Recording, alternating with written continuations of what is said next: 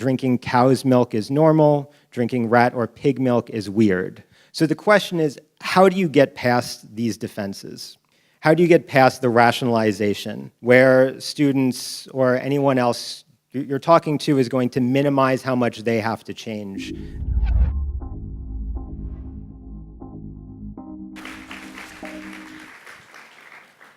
I'm the educational program director for the Factory Farming Awareness Coalition. We are a nationwide nonprofit in the US that educates on the various impacts of factory farming. So what we do, we will present to any group, but we mostly get into classrooms. So we contact teachers in all of the cities we're in, and we get invited into these classrooms. We usually take over their class for the day, and we speak to all of their students, so we have this captive audience for an hour and a half. Factory Farming Awareness Coalition has been around for over 5 years. It started out small, but has been almost doubling each year. So at this point, we've given over 1,200 presentations. Over 66,000 people have been in front of us for our presentations and our lessons, as I'm going to be talking about. And we've have over 5 years doing this. So every 6 months or so, we evaluate what we're doing, how effective it is, and how we can change it to make it even more effective. The approach we have is not necessarily just environmental or just animal rights or just labor rights or health, but it's a combination of all of these things. So the founder of the organization, Katie Cantrell, she looked around for an organization like this because she thought this would be an effective way of teaching students about factory farming and why it's bad in basically every way. But since she couldn't find an organization at the time that did this, she started it herself. At this point, we survey students after our presentations, and almost 90% of them say that they intend to change their diet so that they're eating fewer animal products or no animal products. We don't have numbers yet for how many continue with that. We're working on that presently, but these are the intentions of those who see our presentations. So first, I'm going to go over what our traditional presentation looks like, and then I'm going to go over what we've done to it in the last year to change it and make it more effective. So we start out with the history of factory farming, when it started, the basic numbers in the United States, so that there are over 9 billion animals a year that are slaughtered. Usually, I have to break this down for students to get them to understand what 9 billion means, as 300 animals every single second of the day, every day of the year. That 99% of animals in the United States are factory farmed, and that 80% of the antibiotics go towards these factory farmed animals and what that means. We also talk about what happens with the layer hens, the debeaking. So we show a short video where nothing in our presentation is bloody, but they do see the debeaking machine. They see what the battery cages look like. They learn about how all of these chickens are slaughtered within a year to a year and a half. And they learn about what happens with all of the male chicks. Then they learn about the broilers, as the industry calls them, and how fast they grow. They learn about the living conditions, also how most of these birds are killed within weeks of their hatching, and their inability to walk properly. Then we address the dairy cows, how the calves are taken from their mothers, and they watch a video of a calf being taken away and the mother running after the van. Many of you have probably seen it. We talk about the forced pregnancy, how frequently they're milked, and how after 4 to 5 years, they are all slaughtered anyway. And then what kind of meat they end up as. Then we talk about the pigs, so how they're crated in gestation crates and farrowing crates, how their tails are docked, their teeth are clipped, how they're castrated without pain relief. They learn about the common farming practice exemptions, which we have in the United States. Those of you who are not familiar with this law, it basically means that the industry gets to decide what is and is not cruel. So it's laws that the industry has gotten through the state legislatures to allow for them to do anything that is considered common practice that they determine. We talk about the ag-gag laws. So these are the laws that prevent people from documenting what goes on there. That's why we have undercover investigations. Then we talk about the workers, how this is one of the most dangerous jobs you can work, how there's no health insurance or job protection for most of these workers, how they suffer post-traumatic stress. So we talk about what it must be like to be in a situation where you're having to slaughter these animals, hundreds or thousands per day, and how in the United States most of these workers are undocumented, why they're undocumented and what that means. We talk about the environment, so the waste. This is one of the most memorable things for them, which are the big feces lagoons that we have. There are over 2,000 of these just in one state, in North Carolina alone. They watch a video about that with drone footage showing these. They learn about how inefficient it is to convert plants to meat. They learn about how much water it takes to create one hamburger. They learn about the greenhouse gas emissions and what would happen if everyone went meatless on Monday, and how just that one day alone could make such a huge impact. We also address some of the health issues. We talk about cancer and how processed meat has been classified as a group 1 carcinogen, red meat as group 2A carcinogen, what that means. We talk about how eating these animal products can also cause heart disease. And also, all of these presentations can be tailored to different kinds of classes. So when we're pitching these to a science class or to an environmental science class, that's going to be different than if we're pitching it to a health class or to an English class or a history class. So we tell them that we can focus on any of these areas. And of course, we include everything else. We just have a little more information in one particular area. And that helps us get into all of these classrooms. Then every presentation ends with a call to action. So the students have power and what kind of power they have. One of the important things for them to understand is how many people are vegan that don't need to get protein from animal products, that these are myths, that some of these people and others that we show in the presentations are vegan and compete at the highest levels. So clearly they don't need to be consuming these products.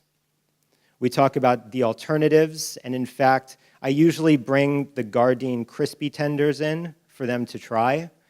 And they're usually surprised by how much like a chicken the crispy tender tastes. I usually ask how many have had the Beyond Burger or the Impossible Burger. More and more students are raising their hand and saying that they've tried it. And then when I ask how they liked it, they say that it was very tasty, almost all of them. So it's good for other students to hear that that's going on. Most of them at this point have tried soy milk or almond milk. We talk about clean meat, what that is, to get them to understand why they might want to switch their diet now, even though this is a thing that's possible for the future. And then we keep all of our sources up to date, and we make sure they know that they can access citations for all of this information on our website. We also make our presentations open to others, so we welcome volunteer presenters. And usually what happens is someone will contact us and we'll train them to do the presentations in their own community if they're interested. But a year ago, I saw that there was also a need for something more than just giving people information, because giving people information doesn't really get them to process it in the way that you want them to. They're processing it through all of their previous experiences. So it came up with a new way of getting them this information and making them think about it. So now we have a video that is essentially the information in the presentation that we can send to teachers beforehand along with a worksheet so that they can show this in class and prep the students with the information so that then we can come in and have a discussion about it. So during this discussion, we're trying to access a couple things. One is everyone has their experiences that they're interpreting information through. So schemata, the patterns of thought that organize the categories of information and how these things relate. So for example, if someone eats meat, they're going to organize information as a meat eater, right? A cow is something to eat, right? A dog is someone you're friends with. Drinking cow's milk is normal. Drinking rat or pig milk is weird. And you're also having to deal with people's biases. So people tend to believe what they want to believe, and they're going to interpret information to adjust to that belief that they have. So the question is, how do you get past these defenses? How do you get past the rationalization where students or anyone else you're talking to is going to minimize how much they have to change their current beliefs and way of organizing information? So most people are going to think they're not the kind of person who harms animals, so that means that whatever they're eating probably didn't come from an animal that was harmed in any bad way, right? That animal didn't come from a factory farm. That animal wasn't in these conditions. But of course, that's very counterintuitive when we know that 99% of the animals in the US have been factory farmed.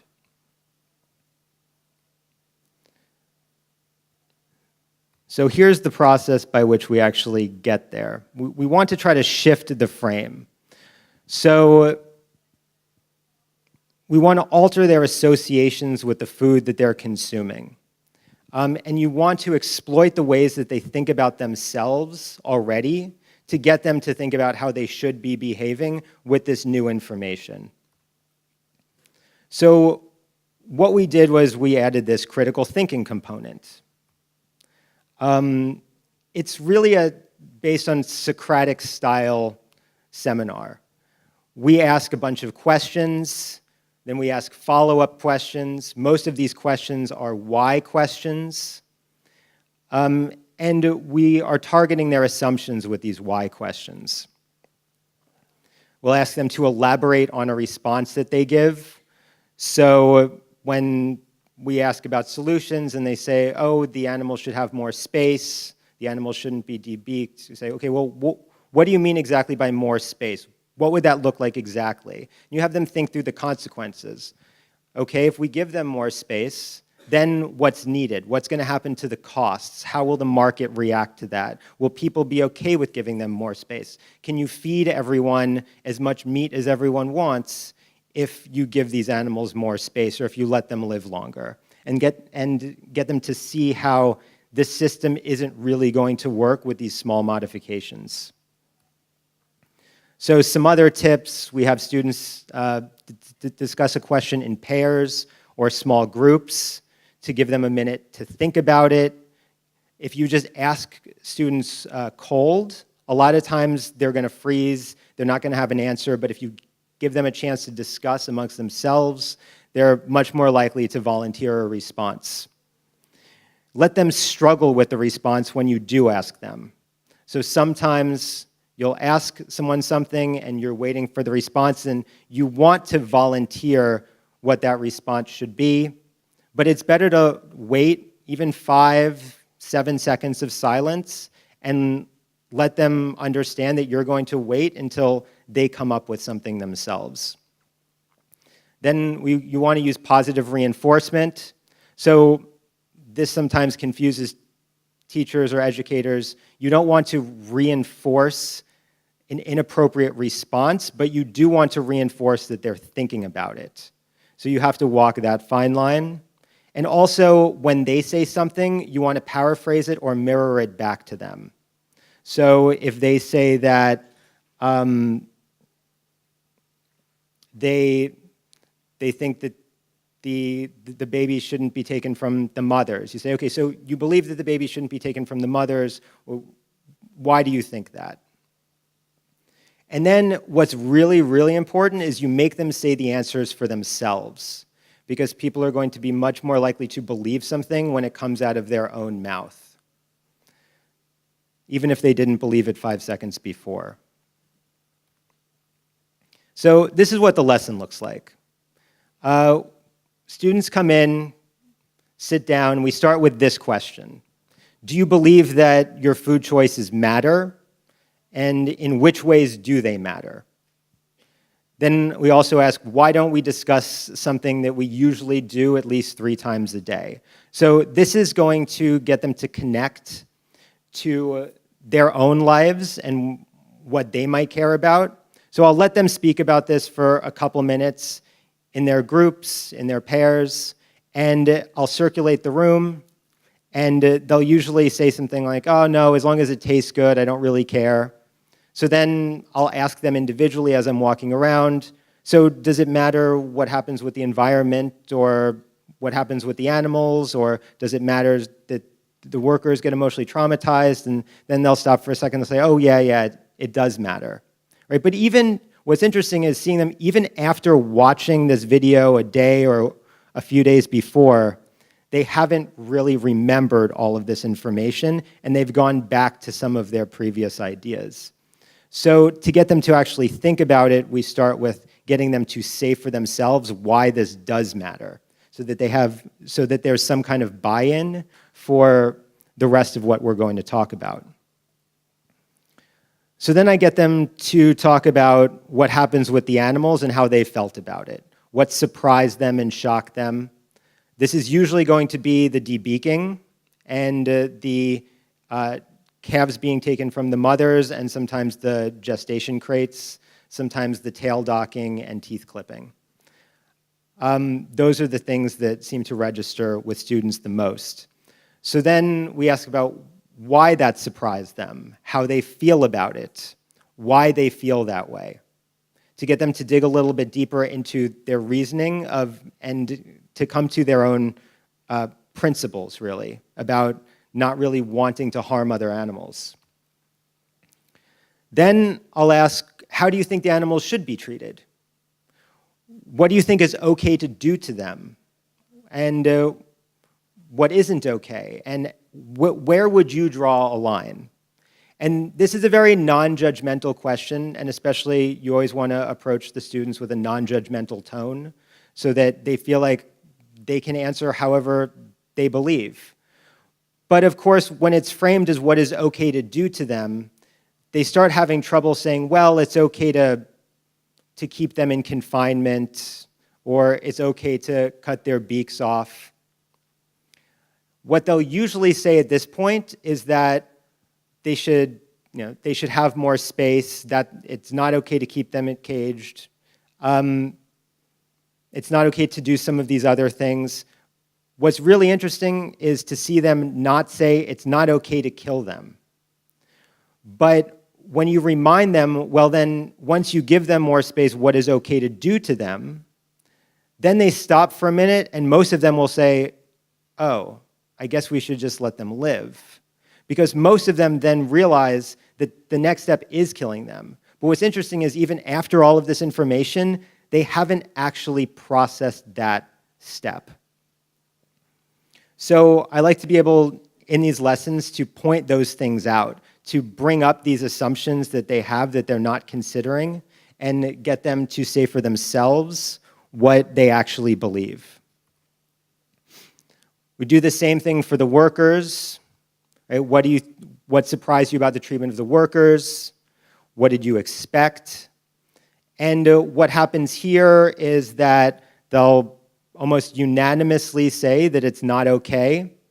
When we talk about solutions, usually they don't really have any, except sometimes someone will say, well, if we just create machines that do all the slaughter, then the workers will be okay. Then we can have a discussion at that point about, well, is it okay to be doing this at all if people can't handle doing it? So that usually takes us to that discussion. Then we have the environment. They don't usually have as much to say about this. They just realize that it's bad, it's dirty, it's destroying things. But we're mostly in cities, so most people are not seeing these factory farms and don't have as much to say about the environmental impact because they're not living next to these feces lagoons or being sprayed with the giant sprinklers, having to smell it. The next question is, what would a perfect system look like and what would a better system look like? So when you ask them about a perfect system, they pretty much have to end up saying, well, in a perfect system, we don't have this at all. So we can set that goal in their head. Okay, so the world we want to live in is one where we don't have this oppressive, violent, destructive system. But in the meantime, what's a better system look like? What steps can we take to try to get there? What can we do now? So once they come up with these ideas, we start talking about, well, what are the obstacles to actually getting there? And I usually point out that this is a free-range farm, so that they understand that free range isn't what they imagine it to be. We talk about what it would be, what it sounds like in their imagination, and then the reality of it, and how much of these labels are actually just marketing. So for the obstacles to achieving a better system, they'll usually come up with, well, taste, convenience, tradition, what their parents are cooking for them. I've had students say, well, I tried to be vegetarian, but then my mom just came home the next day with only meat. And then we talk about social pressure as well, and how powerful that social pressure is. So I'll usually bring up the example of, okay, now that you know this information, if you go to lunch with your friends and everyone orders a hamburger, would you feel that weird ordering a hamburger? Most of them say, well, not really, everyone else is doing it, it's fine. And then I'll ask, so now what would it be like if everyone you knew this information and they were all ordering the veggie burger? How comfortable would you feel at that time ordering the hamburger? And they'll realize, okay, well, I wouldn't feel that comfortable. So they begin to understand how much of their decision-making and their choices, their free will, is actually based on what everyone else around them is doing. Once we address the obstacles, we get to the solutions. So what do you think it'll actually take for people as a society to change their eating habits? And what would it take for you to change? And I'll ask them to come up with at least a couple examples of things that we can do on a societal level and things that we can do on an individual level. So individually, they'll usually come up with, well, we can boycott these products, right? We can go vegan. We could reduce at the very least. We can also talk to other people about it. We can share videos, share information.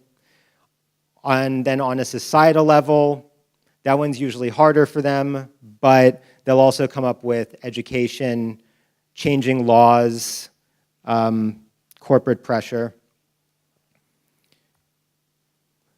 So that's when we talk about the alternatives.